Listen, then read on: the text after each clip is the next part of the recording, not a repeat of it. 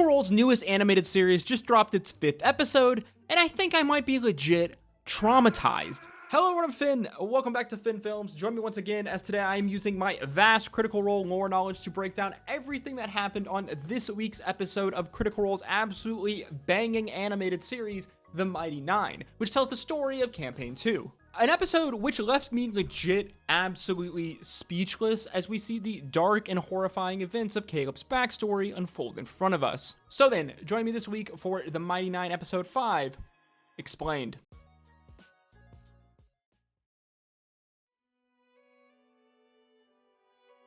The Mighty Nein Episode 5 largely revolves around the story of Caleb, aka Bryn's backstory, as we open in a flashback years prior to current events in a little farmhouse in the Zimny Fields, as we see a much younger Caleb at home with his parents and his cat, Frumpkin. As we learn from his mother here in these scenes that Bryn's name in Zimnian is Little Spark, an ominous foreshadow for the dark events to come of Bryn's past. We see that the boy is a self-taught and gifted and talented wizard, as we see Caleb's arcane's talents on display, as we watch him help his father mend a fence. However, they are interrupted when a carriage from the Empire arrives with the mark of the Cerberus Assembly, as we see a younger Trent Ickathon exit as he has heard word that there was a boy with much arcane talent in the Zimny Fields. Trent giving off an air of charm and class, as he has come to recruit a young Bryn to the Solstice Academy, so the boy can be trained in the way of wizards, and so his talents can shine. Trent is impressed with Bryn's ability, specifically his ability to wield arcane fire, a fire that burns much hotter than normal fire as we see from the flame marks on the family's fireplace. Again, another bit of ominous foreshadowing to events that are to come. Trent then presents Bryn with a test to gain entrance to the academy, one that he passes with flying colors. As he gets into the carriage, he is met by two other young recruits, the two that will become his close companions, Astrid and Eadwulf. We then flash back to the present where the Mighty Nein are fighting the Volstrucker Aurelia, the assassin hitting forward with a poison spell that Jester is unable to cure, as the others do battle with the assassin and her shadow clones. Bo managing to subdue the Volstrucker with a stunning strike as they tie her up, Bo wanting to interrogate her, but Caleb then interrupts when he blasts his former Volstrucker ally with a firebolt to the chest. Caleb then demands his amulet back, as if we remember Caleb's amulet protects him from divination magic, specifically the prying eyes of his former master and father-like figure Trent Ickathon, as we watch Aurelia snap it in two. We then flash again to the past, this time to Caleb's time at the Solstice Academy, as we see that Trent is giving his students a test about combat magic, as he tells his students the first three that can cross the courtyard to him pass while the others fail, as we see Trent has layered the courtyard with a number of arcane traps. Caleb, aka Bryn, seeing the path that he and his friends need to follow, as they use their fellow students as stepping stones, Astrid and Eadwulf arriving first, as Bryn is neck and neck with a younger Aurelia, Bryn managing to bind her with a spell as he makes his way to the other side, passing the test. Trent telling his three favorite students that he has a special task for them. Back in the present, the Mighty Nein with their prisoner have made their way to an abandoned farmhouse. We see that Bo is beginning to grow suspicious of Caleb, while Nott is wanting to dote and take care of Caleb, as through this episode we really see the kind of mother-child-like relationship that Nott and Caleb have developed. The group then arrive at the farmhouse, the others putting Ford in bed to rest, but again, Jester's healing magic is unable to deal with the poison. Nott, though, is familiar with poisons, as she tells Molly and Jester to collect a certain flower called Basilisk Tongue that can be brewed to make an antidote, while Bo and Caleb take Aurelia downstairs, binding her to a chair. This scene as well being a bit of foreshadowing and kind of an ominous allusion to certain upcoming scenes from Caleb's past, as Bo begins to interrogate her about the attack on the garrison and a certain weapon that was stolen from the Kryn dynasty, but Aurelia refuses to speak as her eyes remain locked on Caleb. When she finally does speak, she chastises Bo, saying that a prisoner should be left in isolation for 3 days before interrogation in order to break their spirit, this being some obvious training from her master Trent, and that Bo is obviously an amateur. Caleb then stepping forward as we watch him cast heat metal on the chains that bind her, as he knows the only way to get her to speak is to break her body and spirit. As for the first time, we are starting to see a different and darker side of Caleb, a memory of his training as a Volstrucker. We then flash back to the past once again as we see Astrid, Eadwulf, and Bryn waiting on Trent, as fans of Critical Role could have immediately picked up that this is the moment when the three of them have residuum crystals embedded in their arm and become full-fledged Volstruckers. As Trent then leads Bryn into a room alone. In the center is a singular wooden chair with arm bindings, as we watch him bind Caleb to the chair and then pull out the residuum crystals, as he begins the excruciatingly painful process of embedding said crystals into his arm, which will amplify his magical abilities. Back in the present, Bo stops Caleb's, interrogation techniques as she is beginning to realize that Caleb knows a lot more about these people than he is letting on, as Aurelia begins chiming in Zimnian, prodding at Caleb and his past as she is trying to turn her captors against one another to buy her a moment to escape. Meanwhile, we see Molly and Jester collecting the flowers, Jester in a funny scene asking Molly about his strange powers, but Molly tells her a secret. That all of those things with his power that we saw happen in the last episode have never happened before, as all of those answers lie in Molly's past, and Molly finds the past dreadfully boring. Molly giving a very accurate description of the rest of the party, as he then refers to Jester as a wide-eyed, talented woman who would do best to leave a one-sided relationship with an invisible god behind her.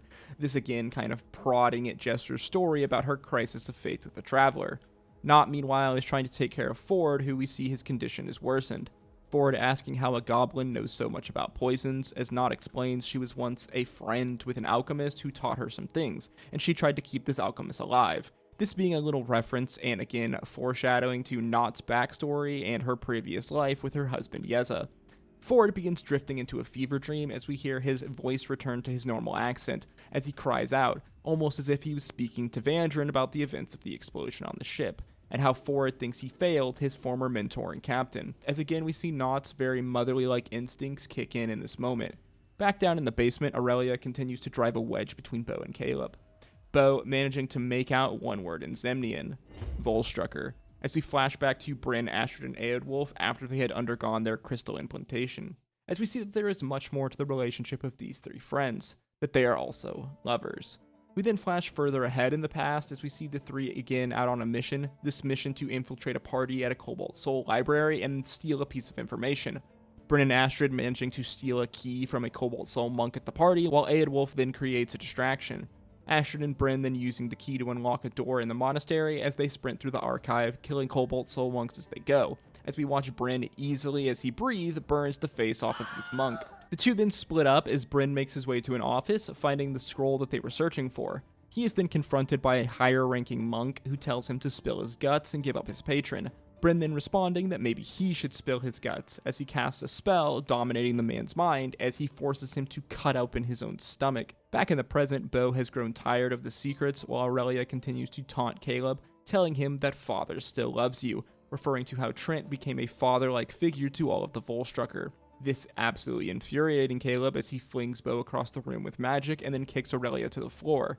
Bo then pinning Caleb to the wall as she rips his sleeve off, revealing the scars of the Volstrucker.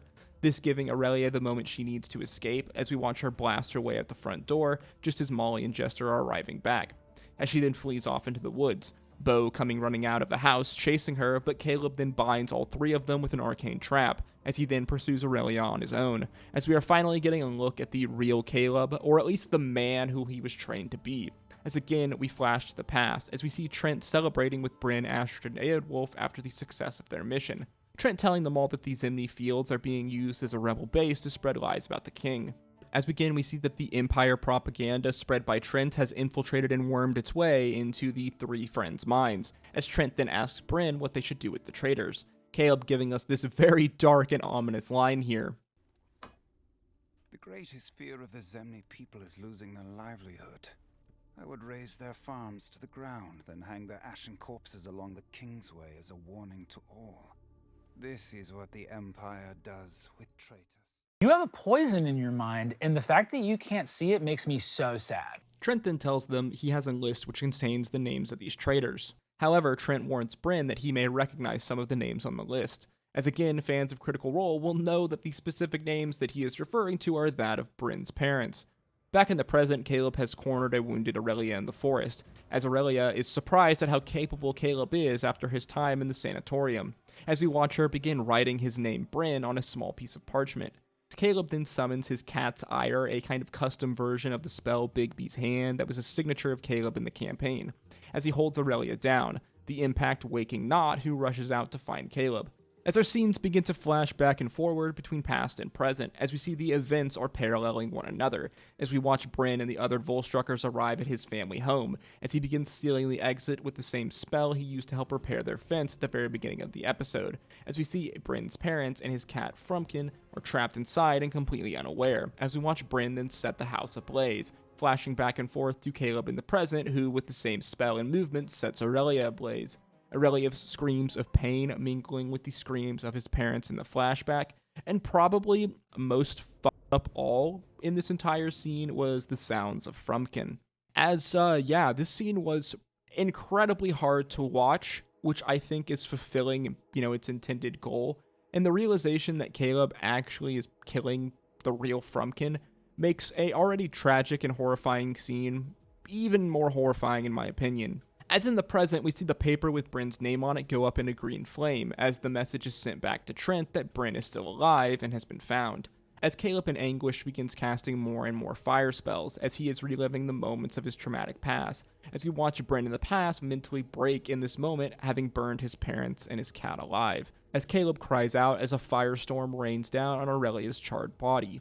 Caleb, in his grief, then reaches out to touch the fire when he is stopped by Nott, as he then passes out, Nott hugging him and holding him tightly. The next day, we see Caleb awaken to Molly watching over him as Molly tells him that they all have questions, but he congratulates Caleb for making it to a new day, as each day is an opportunity to be someone new. Some wise words from our tiefling friend. Meanwhile, downstairs, we see that Ford is feeling better, as Bo and Nott are talking. Bo mistakenly believing that Nott and Caleb's relationship is that of a parent and child, with Caleb as the parent caring for the child as Nott. Nott, though, corrects her, saying that these roles are reversed. Nott is the motherly figure who found Caleb as a sad, broken boy, and that she keeps him safe so he can get stronger and achieve great things, as it is her job to protect him. As in this scene, we get what I think is easily the most heartwarming line of a very dark and traumatic episode. It's my job to protect him. I protect him. He's my boy, and he'll be a great man someday. Caleb then arrives downstairs as Bo says he owes them some words. Caleb agreeing as he tells the group he has not been entirely truthful. But that ends today, as episode 5 of the Mighty Nein comes to an end. And yeah, that was everything that happened in the Mighty Nein episode 5, and legit I think I need a cigarette after watching this episode. Like, I definitely didn't think we were going to get all of the events of, like, Caleb's backstory, his, time as a child, his youth, his upbringing with Trent Ickathon, his, indoctrination and becoming a Volstrucker, and then ultimately his, tragic fall in the burning of his parents and the kind of breaking of his mind. I did not think we were going to get all of this so early on in this series, but did they really do it justice? Like, I mean this as a compliment, but like legit, I was so uncomfortable and like actually borderline disturbed watching, these climax scenes here in the burning of Caleb's family, and probably the biggest horrifying reveal being Frumpkin. This changing a lot of the dynamics between, Caleb and Frumpkin, Caleb and his family and his parents, and giving us just like much more context and understanding about the traumatic backstory of Caleb,